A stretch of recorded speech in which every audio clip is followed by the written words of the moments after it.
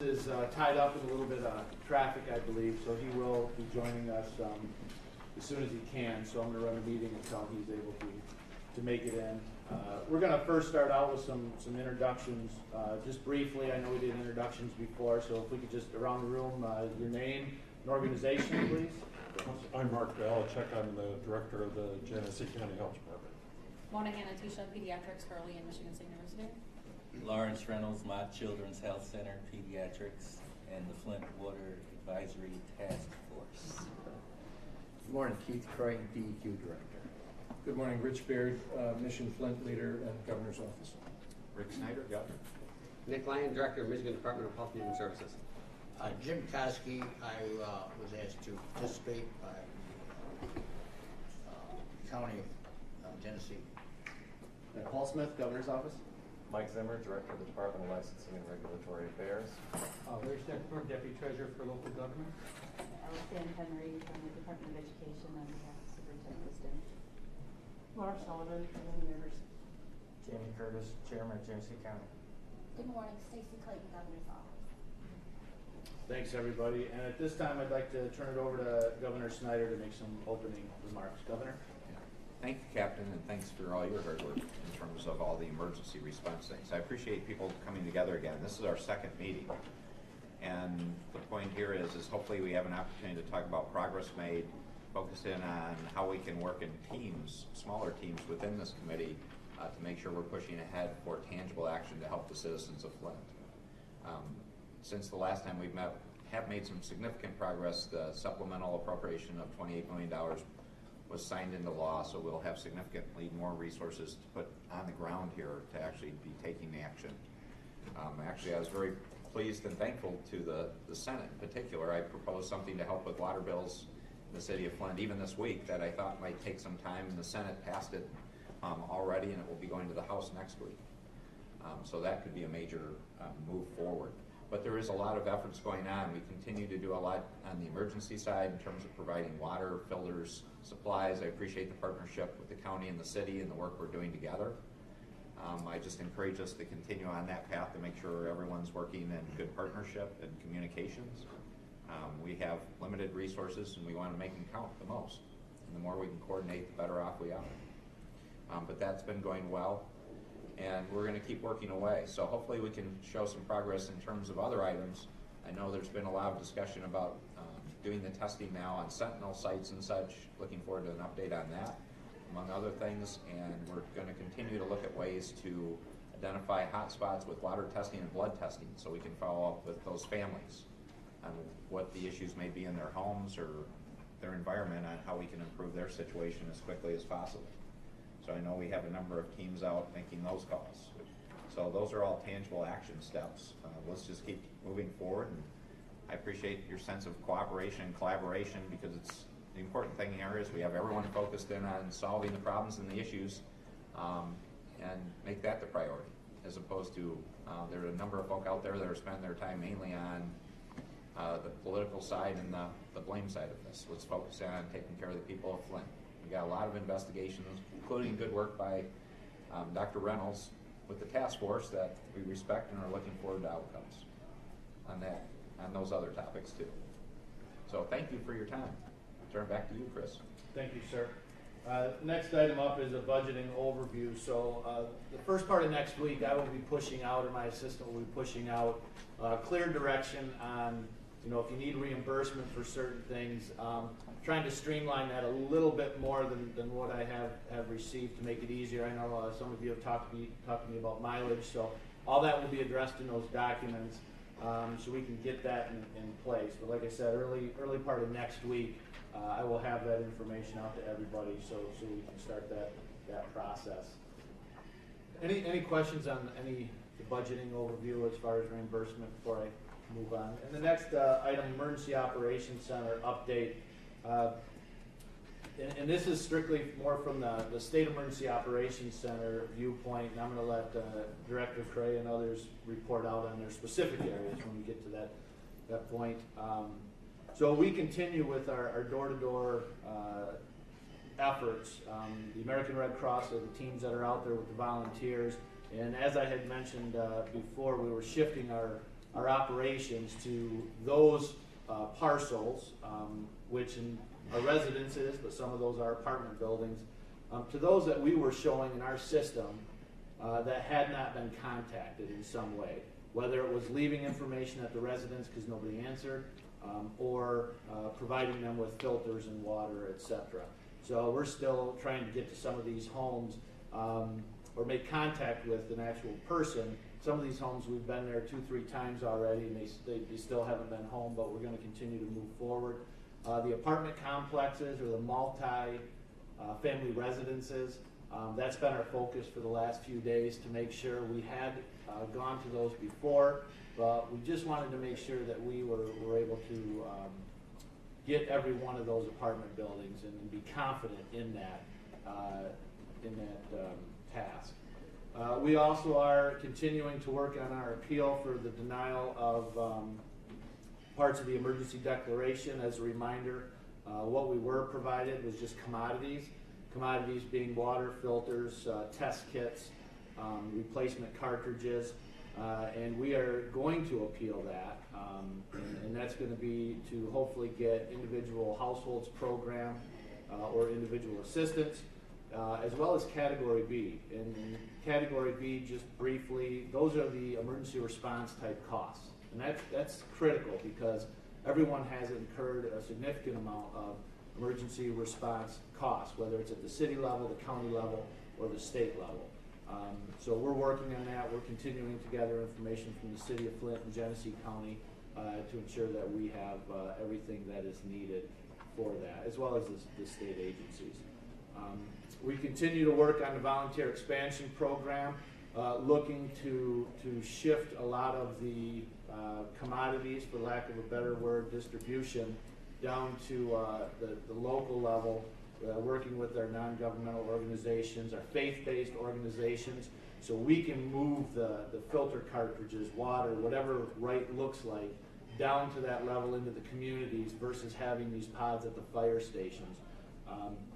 As you can imagine, there's a tremendous amount of coordination that goes into that with the city, county, state, and federal even now, as well as our faith-based and NGO partners. So we're working through that. They've had a number of meetings on that, and we hope to get that resolved as soon as we can, so we can kind of get that out into the communities. We have had some of the faith-based organizations already. I think we've had 22 that have had commodities that we've been supporting, and then some of them have been also providing resources to some of the other churches in the area.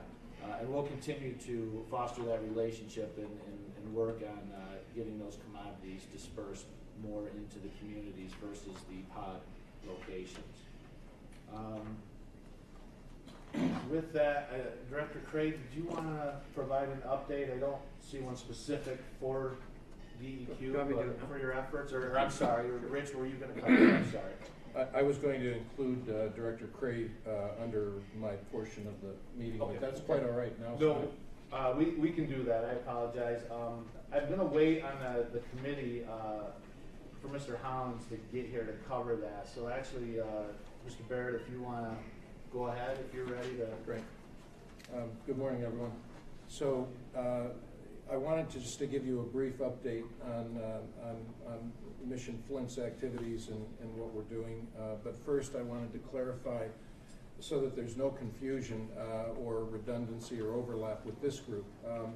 The way I view the interagency coordinating committee is Mission Flint is paying very close attention to what you're doing and making sure that we're capturing information, we're getting it to the right people, we're including it in our own objectives. So I sort of view this as, if you will, the parent committee, and we're part of the actioning committee.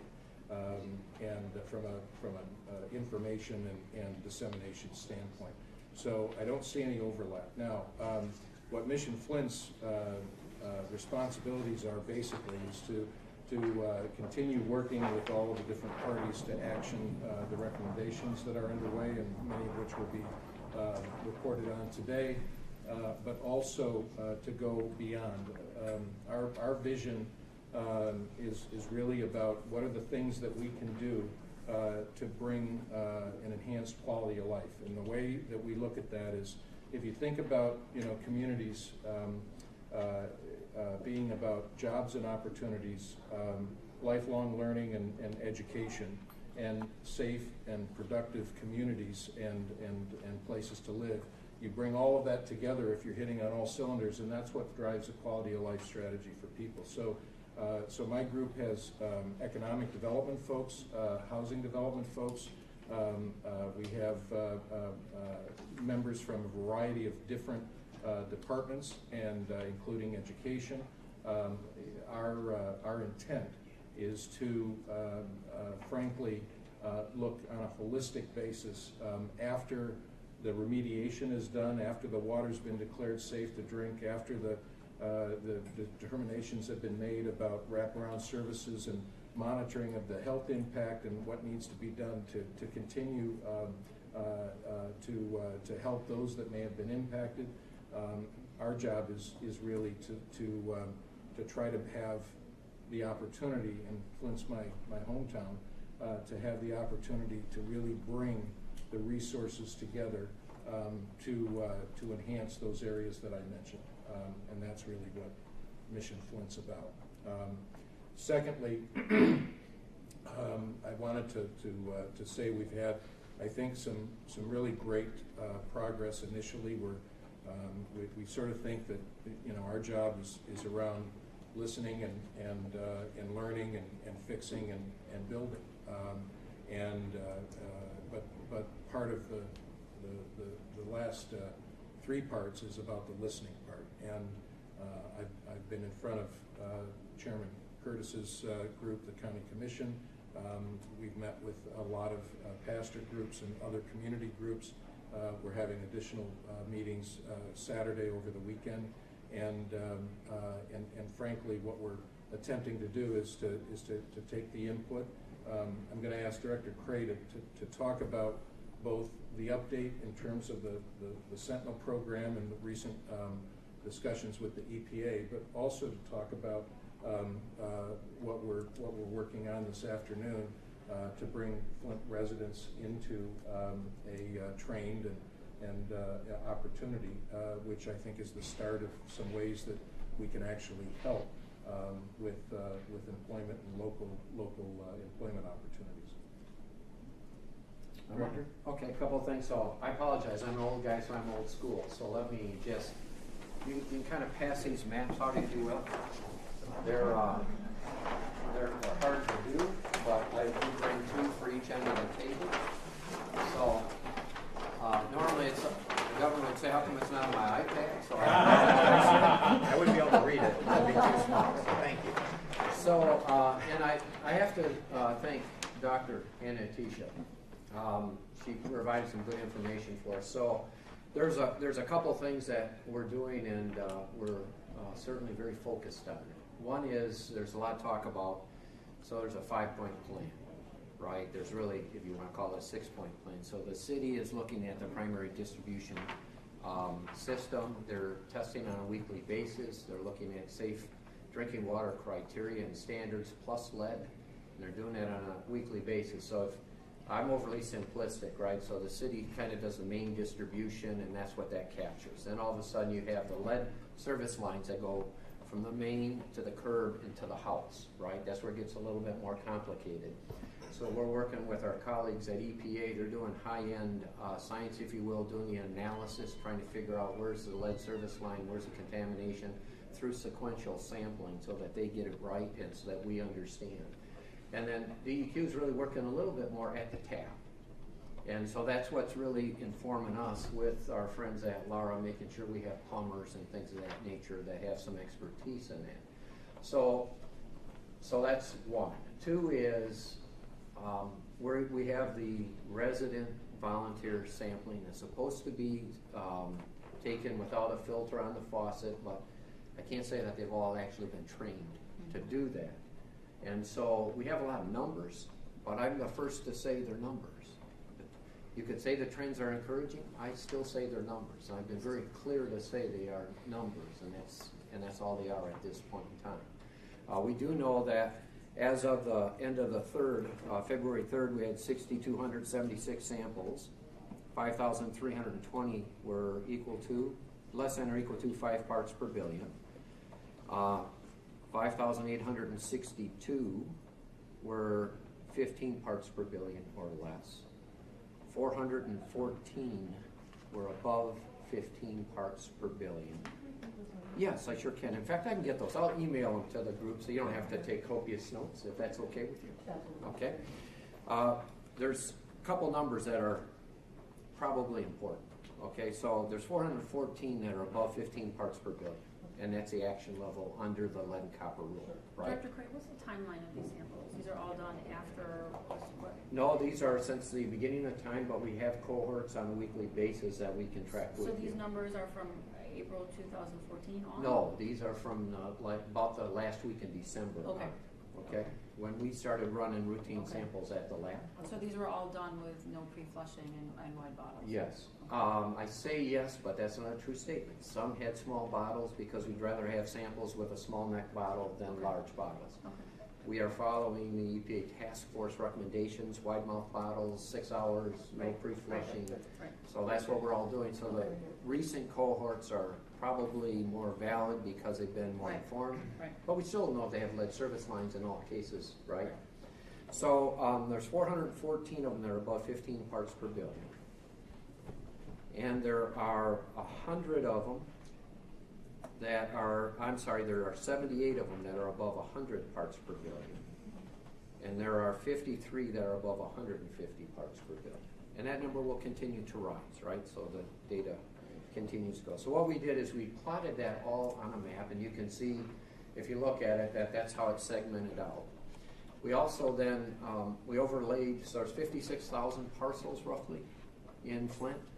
And so we had GIS individuals look at it. They're based on the cards. It's the best information we have. It's not perfect, right? We know about 30,000 parcels. We know what, according to those cards, was it lead, copper, or other. So it is based on the cards? Yes, and not on other maps? No, it's based on the cards, and it's also based on what we could glean from Rowe Engineering. Okay. Because as Rowe went in and did work in the city, they had data that said it was lead and copper or it wasn't, and they replaced that up through 2010, to my understanding, as a routine part of business. So we overlaid some of the information from Rowe. We used the cards. Out of the 30,000 that we theoretically know, 5,200 of those were lead service lines.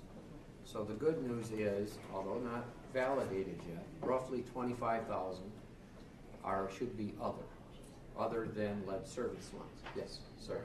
Please don't leave out the franchise. Yeah, right. You mean the areas around the outside? The 65 homes per. Yeah, right. No, we've actually reached out to those individuals. Okay. Yes, sir. Everything mapped out? I think they are.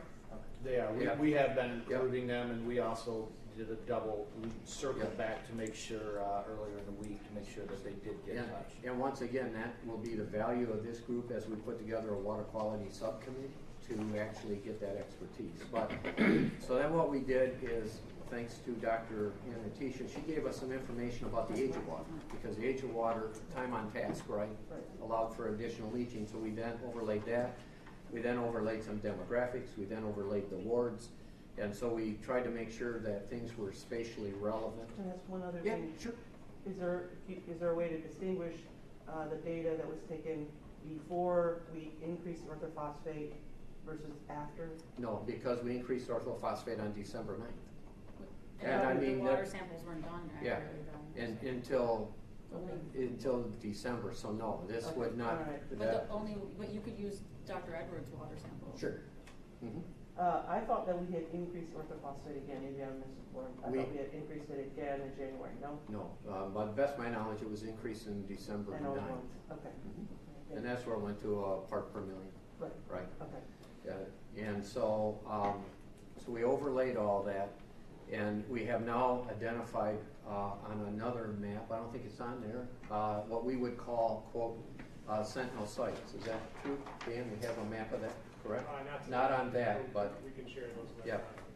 And so we had we met with the EPA task force last week. We had a follow-up conference call with them yesterday. Their response this morning was, we somewhat agree in concept, but there's some legal implication as to what are and what are not legal sites under lead and copper rule. So we're trying to make sure we do the right things for the citizens of Flint. Comply with the lead and copper rule from a technical aspect with our EPA colleagues. And so they're still trying to wrestle out about the legal framework.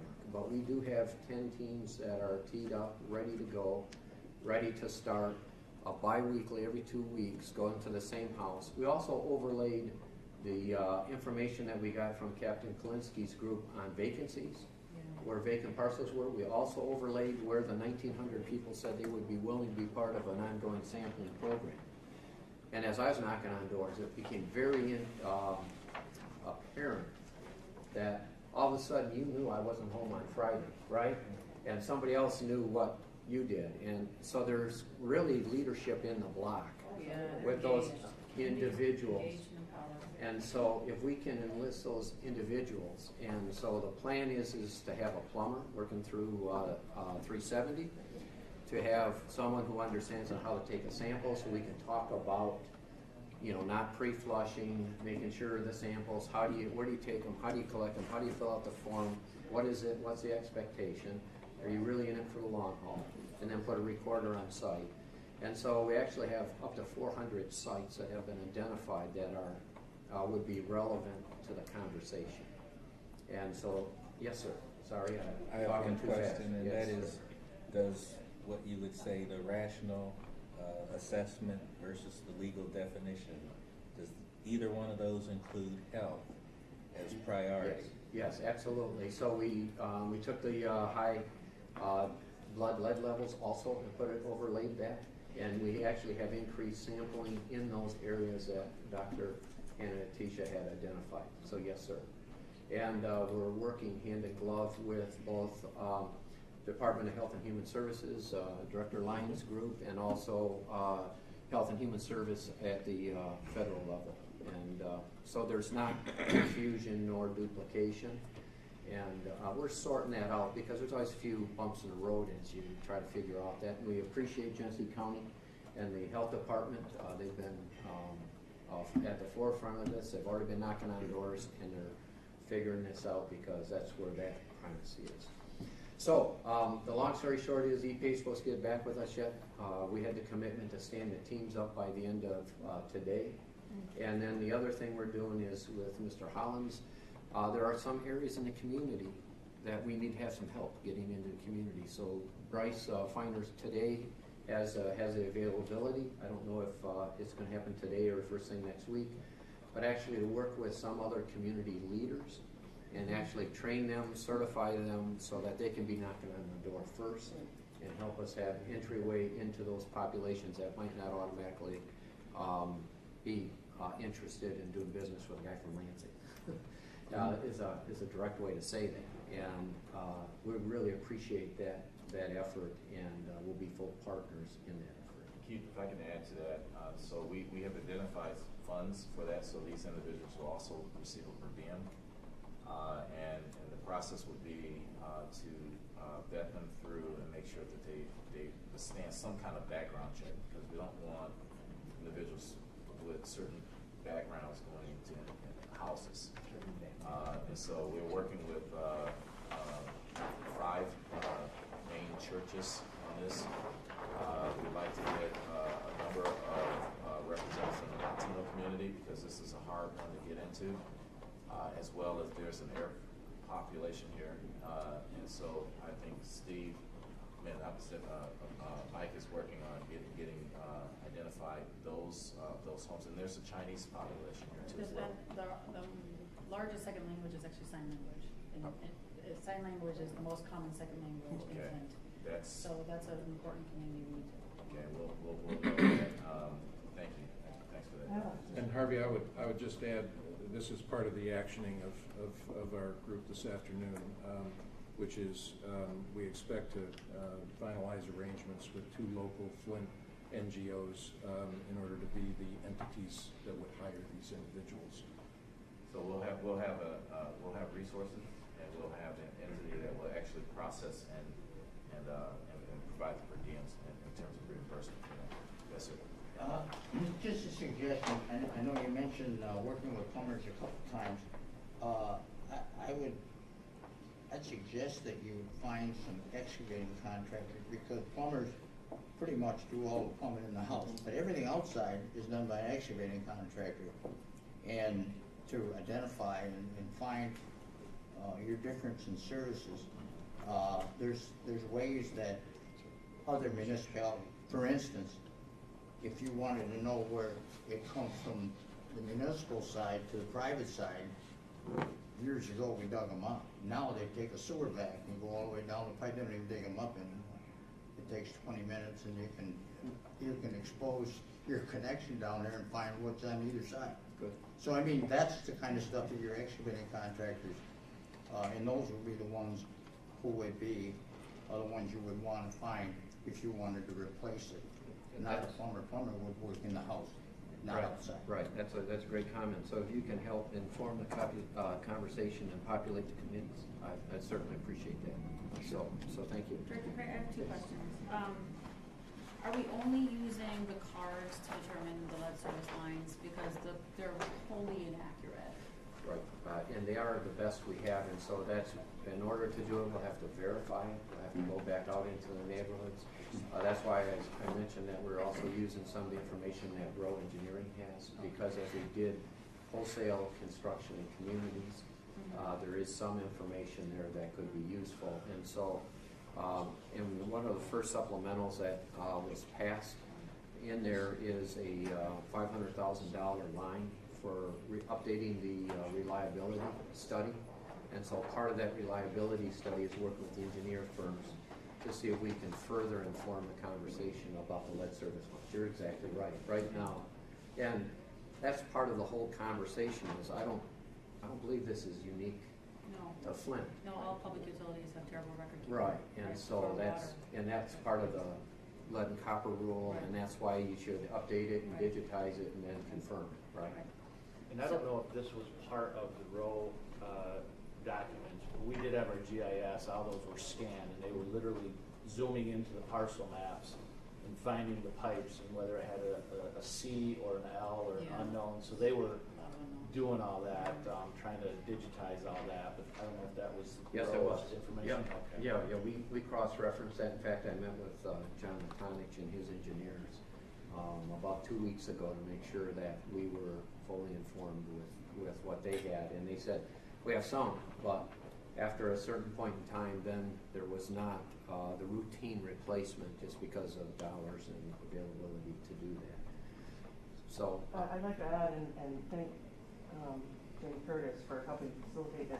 I had a wonderful meeting with the plumbers, and maybe you've gotten this information already, but they shared that they had addresses or areas, knowledge of blocks where the lead had been replaced by copper on the house side of the valve, and that might not be detected by some other methods that have been used.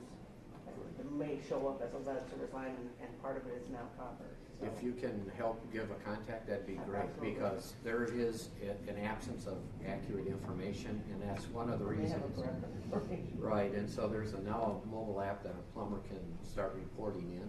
And so we'll make sure that we get that out so that as they go into homes, they can automatically upload it, and we can, and then that's one of the reasons why we at least wanted to know, as EPA went in to look at those really high levels, they're finding there's some anomalies in the house itself for those high levels. And that's why they're doing their sequential flushing, and that's why they're trying to, and that's why we're trying to not prematurely draw conclusions, but certainly understand what's going on in the system. So if I could then just give you a real quick update. Next one is, of course, we're still doing schools. We stepped back from doing further testing in the schools. We're just replacing all the fixtures in the schools. And we're finding out that you need to do a very deep flush in the schools prior to going back and resampling. So we'll do that, and we're working with the superintendent hand in glove. George Christian's doing a great job with the superintendent on that. The Michigan Department of Ag and Rural Development is doing the assessment with all the food establishments, and so that is going very well. And then, of course, the last part of that is just making sure that we are working hand in glove with the local county health department and the Department of Health and Human Services on any of the immediacy and the follow-ups on those residents that had high levels. Just to add to that too, the Flint Housing Commission, we are working with them. There are about 1,200 public housing units here. We're told that some of these units are very old, and we want to make sure that we kind of treat them the same way that you're treating a school. We may have different outcomes in certain units, and so they will be working with Keith as well to send their folks out to join the testers with DEQ. So Dan was very kind. He just sort of a spreadsheet here, 47 homes, and with all the information in those 47 homes that had high levels. And so I won't distribute it because I wanted to put out personal information on stuff, but they are making those contacts, they are offering services, they are looking at the plumbing, and those have all been contacted. More than, in addition to DEQ and local public health departments and EPA. So we'll look forward to our response back from EPA on the Sentinel sites. We look forward to making sure the commitment to my boss was we'd start next week, and so we're going to live up to our commitment, Governor, and make sure we're all getting things done next week. But we'll do it so that my other commitment was no daylight between us, the EPA task force, and the EPA region, so there's no confusion, and we'll own that. Keith, last week, Jamie Curtis mentioned, is there something we might be able to do to help restaurants? We moved some on that, right? Well, my understanding is the Department of Ag and Rural Development has been in and has conducted those assessments. And so if there's something else we need to do, then we'll need to know about that. We did a press conference this morning actually to explain to the community what we have been doing since initiation of this event. We initially had recommendations that we put in place when trihalomethanes were the issue. That became requirements, so we're now, it's become part of the routine inspection, but Department of Ag and Rural Development has brought some resources so that we can more quickly assess the situation and ensure that everyone's in compliance with the requirements. My understanding it's a great relationship, and you guys are working very well together. Absolutely. I just quickly, I just wanted to reinforce a little bit what Keith said, and what we've done sort of a two-pronged approach on the elevated blood lead levels. One is following up with nurse case management through the local health department and attempting to get into the homes and abate the homes, and we've now including fixtures and faucets in that assessment. And the second is when DEQ has notified us of the homes with high lead results in their water, we're getting those results quickly to the Genesee County Health Department, and we're coordinating those visits with Dan's staff and EPA, so it's one visit at one time. So thank you to Mark for that. So, Captain, I know I've used up the time on my segment here, but just I wanted to ask Dr. Reynolds if there is anything from the Flint After Action Task Force that you wish to report on or comment on.